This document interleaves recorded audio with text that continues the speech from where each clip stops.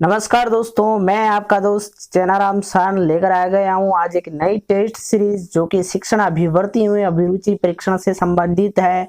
अगर आप बीएसटीसी और पीटीटी एग्जाम्स की तैयारी कर रहे हो तो इस वीडियो को आप लास्ट तक देखें। इस वीडियो के सारे सवाल मित्रों वही है जो कि पीटीटी एग्जाम 2014 में आ रखे हैं, यानी पीटीटी एग्जाम 2014 में आए हुए प्रश्न जो कि शिक्षण अभिवर्ती एवं अभिरुचि से संबंधित है, उन्हीं प्रश्नों को आज हम एक बार रिवीजन के तौर पर पढ़ लेते हैं। तो आप भी पता लगाइए कि इनमें से कितने प्रश्न आपको आते हैं। तो लगातार बने रहिए अपने इस चैनल के साथ और इस वीडियो को अपने दोस्तों के साथ भी शेयर जरूर कर देना। पहला प्रश्न है, सामाजिक परिपक्वता का अर्थ है। मित्रों, सामाजिक परिपक्वता का क्या अर्थ है? तो इसका सही आंसर हो जाएगा कि बालक को सामाजिक कुशलताओं का विकास होना, यानी बालक में सामाजिक कुशलताओं का विकास होना ही सामाजिक परिपक्वता है। बालक का फल की भांति पकना, बालक का फल की भांति पकना यह सामाजिक परिपक्वता में नहीं आता, यह शारीरिक परिपक्वता का एक उदाहरण है। उसके बाद में बालक में सद्बुद्धि एवं विवेक का विकास होना। सद्बुद्धि एवं विवेक का विकास तब होगा जब वो मानसिक रूप से विकसित होगा, तभी उसका सद्बुद्धि और विवेक का विकास होगा। और तीसरा ऑप्शन है बालक में सामाजिक कुशलता का विकास होना, जो कि इस प्रश्न का सही आंसर है। तो 91 का सही आंसर ऑप्शन नंबर 3 हो जाएगा। बढ़ते अगले प्रश्न की तरफ। अगला प्रश्न है, तुलनात्मक रूप से शिक्षण व्यवसाय है। तुलनात्मक रूप से शिक्षण व्यवसाय कैसा है? तुलनात्मक रूप से शिक्षण व्यवसाय किस संदर्भ में, तुलनात्मक संदर्भ में किस प्रकार का है? तो वो है अति महत्वपूर्ण एवं जवाबदेह व्यवसाय है। तुलनात्मक रूप से शिक्षण एक अति महत्वपूर्ण एवं जवाबदेह व्यवसाय है मित्रों। तो इसका सही आंसर ऑप्शन नंबर 4 हो जाएगा। बढ़ते अगले प्रश्न की तरफ। अगला प्रश्न है, राष्ट्रीय शिक्षा नीति वे कार्यक्रम का ज्ञान प्रदर्शित करता है। राष्ट्रीय शिक्षा नीति वे कार्यक्रमों का ज्ञान हमें क्या प्रदर्शित करता है?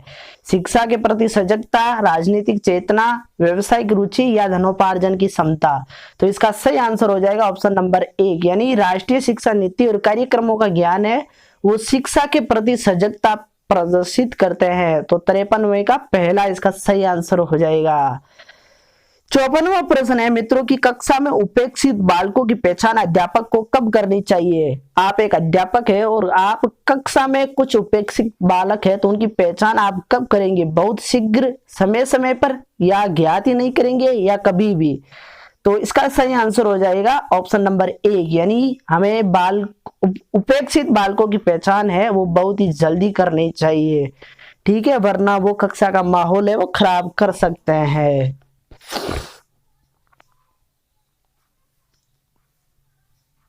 और अगला प्रश्न है, सांप्रदायिक तनाव को रोकने के लिए आप सांप्रदायिक तनाव को रोकने के लिए आप क्या करेंगे? यानी आपके संप्रदाय में कुछ तनाव हो रहा है, सांप्रदायिक आपके समाज में कुछ सांप्रदायिक तनाव हो रहा है, तो उसको रोकने के लिए आप क्या करेंगे? आप वो लोगों से व्यक्तिगत रूप से मिलकर अलगाव की भावना को दूर करने का प्रयास करेंगे, या तनाव को बढ़ाने में योगदान देंगे, या इसमें कोई रुचि नहीं लेंगे, या समूह बनाकर चेतना जागृत करेंगे? तो मित्रों, इसका सही आंसर ऑप्शन नंबर 1 हो जाएगा, यानी लोगों से व्यक्तिगत रूप से मिलकर अलगाव की भावना को दूर करने का प्रयास हम करेंगे, क्योंकि तनाव बढ़ाने में हम योगदान नहीं दे सकते हैं, ठीक है, ये हमारा नेगेटिव थिंकिंग है। कोई रुचि, ये भी हमें पूर्णतया अक्रिय भी नहीं रहना, हमें सक्रिय रहना है, इस अलगाव को दूर करना, अलगाव की भावना को दूर कर इस सांप्रदायिक तनाव को रोकना है। तो समूह बनाकर चेतना जागृत करेंगे, तो ये भी सही है। अगर आप इसको करेंगे तो आपको 2 नंबर मिलेगा। आप 1 नंबर ऑप्शन को सही करते हैं तो आपको पूरे 3 में से 3 अंक मिलेंगे, क्योंकि समूह बनाने में हमें टाइम लग जाएगा। तो इसका सही आंसर ऑप्शन नंबर 1 हो जाएगा। अगला प्रश्न है, विकास एवं भाषा की दृष्टि से सबसे पिछड़ा कौन है? इनमें से, इन 4 ऑप्शनों में से विकास और भाषा की दृष्टि से सबसे पिछड़ा कौन है? बहरा, अंधा, बहुभाषी, या अंधा व बहरा दोनों? तो विकास और भाषा की दृष्टि से अंधा और बहरा ये दोनों ही पिछड़े होते हैं। उसके बाद में हमारा अगला प्रश्न है कि विद्यार्थी तथा आम श्रोता, विद्यार्थी और आम श्रोता में कोई अंतर नहीं है। उक्त उक्ति से आप सहमत है, असहमत है, कम सहमत है या अनिश्चित है? तो मित्रों, विद्यार्थी और आम श्रोता में कोई अंतर नहीं है, इससे हम असहमत है, क्योंकि विद्यार्थी और आम श्रोता में अंतर होता है। ठीक है। उसके बाद में 58वां प्रश्न है, सामाजिकरण एक ऐसी प्रक्रिया है जिसका उद्देश्य है, जिसका उद्देश्य क्या होता है? सामाजिकरण एक ऐसी प्रक्रिया है जिसका प्रमुख उद्देश्य है बालक में सामाजिक परंपरा और कुशलता का विकास करना। ऑप्शन नंबर 3 इसका सही हो जाएगा। यानी सामाजिकरण का प्रमुख उद्देश्य क्या होता है? बालक में सामाजिक परंपरा एवं कुशलता का विकास करना। बढ़ते अगले प्रश्न की तरफ। अगला प्रश्न है कि अध्यापक के प्रति आपकी श्रद्धा की भावना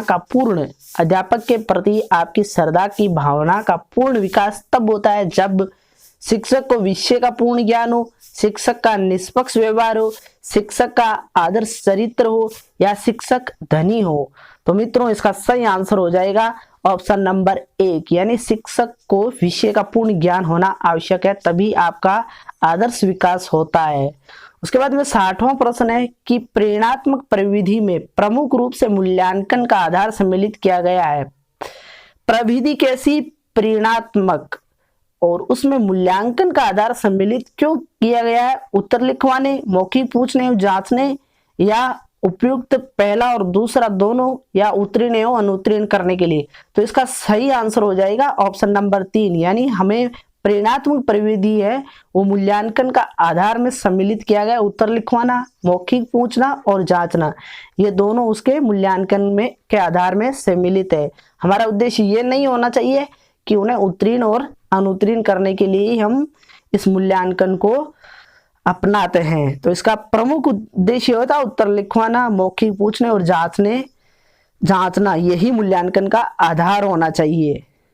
मूल्यांकन का आधार क्या होना चाहिए? उत्तर लिखवाना, मौखिक पूछना और जांचना। उसके बाद में 61वां प्रश्न है, बालकों के माता पिता शिक्षकों से क्या आशा रखते हैं? बालकों के माता पिता है वो शिक्षकों से क्या आशा रखते हैं? शिक्षक है वो निष्पक्ष एवं योग्य हो, विषय वस्तु पर शिक्षक का वर्चस्व हो, या वो बालकों के प्रति सहानुभूति, प्रेम तथा रचनात्मक अभिवृत्तियों का प्रदर्शन करता हो, या शिक्षक कक्षा के अनुशासन एवं प्रबंधन में दक्ष हो। तो इसका सही आंसर हो जाएगा ऑप्शन नंबर 3, यानी प्रत्येक बालक का माता पिता यही चाहता है कि उसके शिक्षक है वो अपने बच्चों के प्रति सहानुभूति, प्रेम और रचनात्मक अभिवृत्तियां रखे। 62वां प्रश्न है कि समूह के लोग अपने नेता का अनुसरण करते हैं। किसी भी समूह के लोग उस समूह के नेता का अनुसरण क्यों करते हैं? क्योंकि वह नेता है उनकी समस्याओं को समझता है। अगर नेता उनकी समस्याओं का समाधान नहीं करेगा या उनकी समस्याओं को नहीं समझेगा तो समूह के लोग नेता का अनुसरण नहीं करेंगे। तो अनुसरण तभी करते हैं क्योंकि नेता उनकी समस्याओं को समझता है। तो इसका ऑप्शन नंबर 1 सही हो जाएगा। बढ़ते अगले प्रश्न की तरफ। अगला प्रश्न है, शिक्षण व्यवसाय को किस वर्ग में वर्गीकृत किया जाना चाहिए? शिक्षण व्यवसाय को क्लर्क वर्ग में, प्रबंधक वर्ग में, सर्विस वर्ग में या व्यावसायिक वर्ग में? तो इसका सही आंसर हो जाएगा ऑप्शन नंबर 3, यानी शिक्षण व्यवसाय को है वो व्यावसायिक वर्ग में वर्गीकृत करना चाहिए। और 64वां प्रश्न है कि विद्यालय के परीक्षा परिणाम में जांच सूची का महत्वपूर्ण योगदान होता है, क्योंकि इससे विद्यार्थी के मानसिक एवं बौद्धिक स्तर की जानकारी प्राप्त होती है, विभिन्न स्तरों के अनवर्त मूल्यांकन में सहायता मिलती है, या उत्तीर्ण या अनुत्तीर्ण होने की जानकारी प्राप्त होती है, या अभिभावकों को प्रश्न किया जा सकता है। तो इसका सही आंसर हो जाएगा कि ऑप्शन नंबर 2, विभिन्न स्तरों के अनवरत मूल्यांकन में सहायता मिलती है। परीक्षा परिणाम में जो जांच सूची है उसका महत्वपूर्ण योगदान यही होता है कि इस जांच सूची से विद्यार्थी के या विभिन्न स्तरों के अनवरत मूल्यांकन में हमें सहायता मिलती है। प्रश्न संख्या 65 है, आपको यदि व्यवसाय के चयन के लिए स्वतंत्रता दी जाए तो आप सर्वोच्च प्राथमिकता देंगे? चिकित्सा को, शिक्षण को, बैंक अधिकारी को या कानून को? तो मित्रों, आपकी रुचि है, आप बीएड कर रहे हो तो आपकी रुचि हमेशा शिक्षण की होगी, तो हमें ऑप्शन नंबर 3 ही सही करना है, यानी शिक्षण को ही हमें चयन करना है या सर्वोच्च प्राथमिकता में शिक्षण को ही देना है। उसके बाद प्रश्न संख्या 66 है कि संप्रेषण व्यापक रूप में पशु पक्षियों व मनुष्यों के मध्य विद्यमान होता है या केवल मनुष्यों में विद्यमान होता है या प्रकृति में सर्वत्र विद्यमान होता है या प्रकृति और मनुष्यों में समान रूप से विद्यमान होता है। तो इसका सही आंसर है ऑप्शन नंबर 1, यानी संप्रेषण है वो व्यापक रूप से पशु पक्षियों व मनुष्यों के मध्य विद्यमान होता है। संप्रेषण यानी वार्तालाप। उसके बाद में हमारा 67वां प्रश्न है कि एक कुशल वाक शक्ति या सशक्त अभिव्यक्ति आदर्श अध्यापक के लिए श्रेष्ठ मानी गई है। क्यों मानी गई है कुशल वाक शक्ति या सशक्त अभिव्यक्ति? उसकी वाक शक्ति कैसी? कुशल, और अभिव्यक्ति कैसी? सशक्त। वो आदर्श अध्यापक के लिए श्रेष्ठ क्यों मानी गई है? क्योंकि इससे विषय का अधिगम शिक्षण कक्ष में अधिक प्रभाव उत्पादक व सुसंप्रेषणीय बन जाता है। इसीलिए अध्यापक के लिए एक कुशल वाक शक्ति और सशक्त अभिव्यक्ति श्रेष्ठ मानी गई है। तो इसका ऑप्शन नंबर 3 सही हो जाएगा। अगर आप भी किसी प्रश्न का जवाब देना चाहते हैं तो वीडियो को प्लीज आप रोक के खुद उसका उत्तर है वो चयन कर ले अपने दिमाग में, और आप खुद भी कमेंट बॉक्स में कमेंट करें और पता लगाए कि हम किस प्रश्न का जवाब सही दे रहे हैं और किसका गलत दे रहे हैं। बढ़ते हैं अगले प्रश्न की तरफ। अगला प्रश्न है शिक्षण प्रक्रिया में क्रियाशीलता पाई जाती है अभिभावक में, विद्यार्थी में, शिक्षक शिक्षार्थी दोनों में या इनमें से कोई नहीं? तो मित्रों, शिक्षण प्रक्रिया के दौरान क्रियाशीलता है वो शिक्षक और शिक्षार्थी दोनों में पाई जाती है। तो इसका ऑप्शन नंबर 3 सही हो जाएगा। उसके बाद में अगला प्रश्न है कि शिक्षक का प्रमुख कार्य क्या है? शिक्षक का प्रमुख कार्य है पाठ्यक्रम समय पर पूरा करवाना, छात्रों को प्रभावी शिक्षा देना, छात्रों का मार्गदर्शन करना या छात्रों के साथ पक्षपात पूर्ण व्यवहार करना। तो शिक्षक का प्रमुख जो कार्य है वो है छात्रों को प्रभावी शिक्षा देना।